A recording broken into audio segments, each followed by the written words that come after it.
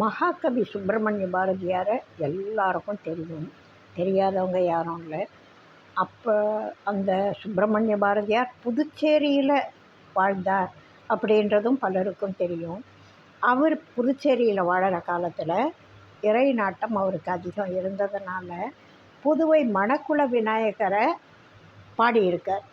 விநாயக பெருமானை விநாயகர் நான்மணி மாலை அப்படின்னு பாடி அதில் விநாயக வணக்கம் பண்ணியிருக்காரு. வாழ்க புதுவை மணக்குளத்து வள்ளல் பாத மணிமலரே, ஆழ்க உள்ளம் சலனமிலாது அகண்ட வெளிக்கண் அன்பினையே சூழ்க, துயர்கள் தொலைந்திடுக தொலையா இன்பம் விளைந்திடுக, வீழ்க கலியின் வலியெல்லாம் கிருதயுகந்தான் மேவுகவே அப்படின்னு சொல்கிறார்.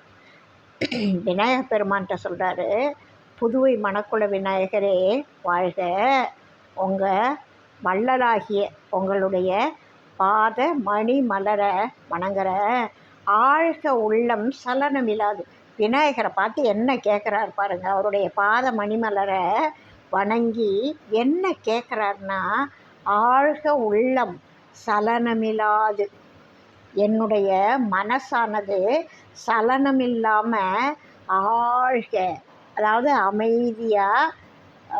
அருணகிரிக்கு சொன்னார் இல்லையா, சொல்லற சும்மா இருன்னு, அதுபோல் முழு மௌனத்தில் ஆழ்க உள்ளம் சலனமில்லாது, என்னுடைய மனசு அது மாதிரி உள்ளம் ஆழமாக சலனம் இல்லாமல் இருக்கணும், உன்னையே நினைக்கணும்.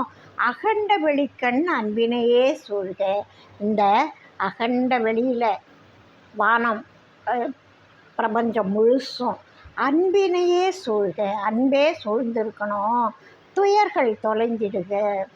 அன்பு சூழ்ந்திருந்தால் துயர்கள் தொலைஞ்சிடும்னு பாரதியாரும் சொல்கிறார் பாருங்க.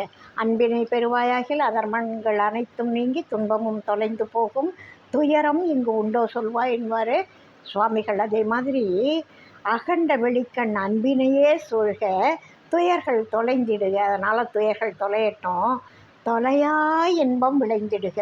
இன்பம்னா விட்டு விட்டு வரக்கூடாது, இதுக்கு இன்பம் கிடைச்சிதா அதுக்கு இன்பம் கிடைச்சதுன்னு இல்லை, தொலையா இன்பம் விளைந்திடுக, எப்போதும் நிரந்தரமான இன்பம் விளைந்திடுக.